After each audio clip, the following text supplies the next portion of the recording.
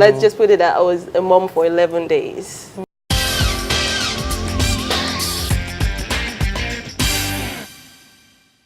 Hi guys, welcome to my YouTube channel. My name is Arike Akinbobola and this is a brand new season. I'm so excited to be going on this journey with you guys, my favorite people in the whole wide world. Today on the show, I have my friend, the one and only girlfriend, I call her. She's an OAP and she's a fantastic person. Her name is Shine, you guys can see her. And if you're wondering what we're going to be talking about today, we're going to tell you guys in a bit.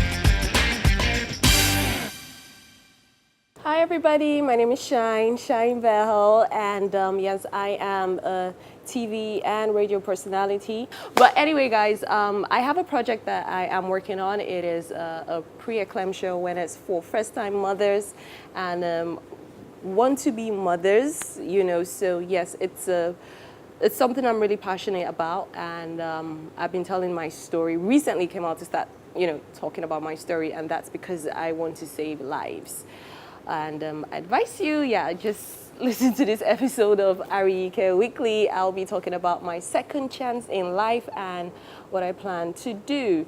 But in the meantime, you can also follow me on all my social media platforms. That is www.shinebehel.com, and of course on Twitter, Instagram, and Snapchat. It is at ShineBehel. That is ShineBegho. Okay, so if you're wondering what we're talking about today, we are talking about how to deal with preeclampsia. Now, this is something that is very common amongst pregnant women, and there are times when a woman actually has preeclampsia and she doesn't even know.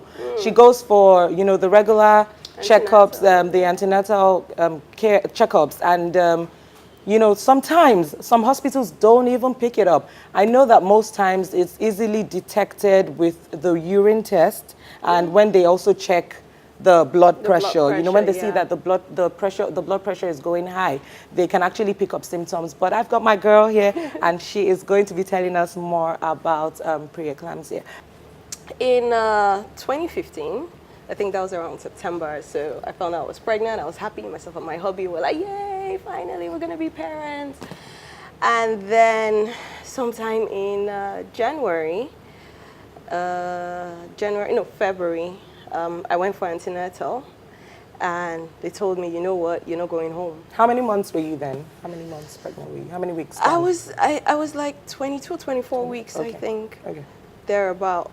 So I was told, you know what, you can't go home because, first of all, this was eclampsia. Now, eclampsia, it's like the beginning, you know, so when it now moves to pre-eclampsia, then that is where your life is at stake. My goodness. You know, so the hospital actually tried to manage it, the eclampsia stage, so that it doesn't get to pre-eclampsia, but it just kept going higher and higher, and the next thing, so what was going higher? Your blood pressure was going higher?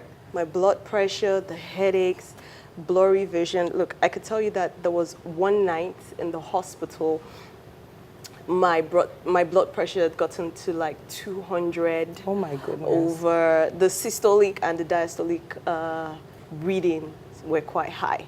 And it was that high that it was a miracle, because that would have taken me to a, how do you call it now? What's that word when you can't move anymore? A stroke? Yeah, a stroke. Oh my. You know, so they were really fast, because it could have, you know, I could have gotten a stroke next in a vegetative stage, you know, when it's that high. So I can remember the doctors and nurses coming in that night, and like, I think I had like up to like 8 injections on me, my butt, and then there's, you know, and then being pregnant alone, it was crazy. So, and then they had to also inject me for the baby. It was a crazy experience. That's sad. And I know. So what happened after you gave birth? Okay, so yes, I did. But there's another story to that. Okay, so now at one point, I had to do a certain test, and it was just only one hospital in Lagos that had that equipment for it. What test was that? I can't remember, but then it's just only one hospital in Lagos. And my What's doctor... the test for? To check the baby, to check, you know, things, you know... If things were still good with the baby. Everything was good and all that. And my, what do they call that thing again? You know, the water in your tummy, you know, where the baby swim, the fluid, whatever. Amniotic sac or something like that. Now, my water was totally low. What? It was like it was just, you know, it was supposed to be full for the baby to swim and have fun. But it was low. Extremely low. Like, so the doctor was like, look, it's even amazing that the baby is even still and he was really strong, kicking and everything. So it was really totally, I was like, okay. So this certain day, he was like, oh, okay, Shine, you know, this test I've been saying that we should do, let's go check it out to just make sure. So we left the hospital, myself, the doctor, and my husband, and we went all the way to, I think somewhere in VI. Okay. Where he sometimes, you know, they call him to, you know, do normal what doctors do, you know. So I went in there, did the test, and his mouth was just like open, like. Why? What was it? What did he see? He was like, Shine, you have less than 24 hours. My goodness, to do what? To give birth? Or I die. He was like, you have less than 24 hours. Like, well, how do they even break this kind of news to people? Like, that's so sad. I know, the thing is this, yeah? If we didn't do that test that day, none of us would have even known. So what happened, crazy. Like, what happened when it was time to bring out the baby? So, yeah, so they're like, okay, it's got to be an emergency delivery and all that. And, yeah, it had to be that because, you know, and then I was already, I think, 33 weeks. Wow. I was 33 weeks already. And then, so we had to go to, should I call the name of the hospital? No, you don't have to. Yeah. You don't have to. So we had to go to one of them, you know, university teaching hospitals. Okay. And that was where I gave birth. You know, it was, I just thank God everything went smoothly, everything went well. And then, okay, giving birth was one thing. And then the next thing was, oh, your son this, your son that. I'm like, what's up with, you know, we finally passed that stage. You know, but I don't want to blame, I don't want to put blames or anything, but let's just put it that I was a mom for 11 days. But then I'm working on a project to, you know, help ladies, especially first-time mothers, because they don't know anything about preeclampsia, eclampsia into preeclampsia. And there was a time in my life I stopped going for antenatal because I was like, oh, I'm fine, it's okay. You know, and then my sister told me, look, you can't joke with this thing. I know you're fine, just go. And I was like, so if she didn't tell me to go, like this was, I'd done like 2 antenatals, you know, after not going for a while. Yes. You know, and it was like the 3rd one that day, you know, I was diagnosed with. So thank God you even went. Thank God I went. you didn't go. You know, and so, you know, you can even imagine these women who are uneducated, who don't even know about things like this, who don't even go for antenatal care, and then, you know, they just give birth at the back of their, you know, houses. I saw a lot of deaths. Oh my goodness. Preeclampsia deaths, mother and child.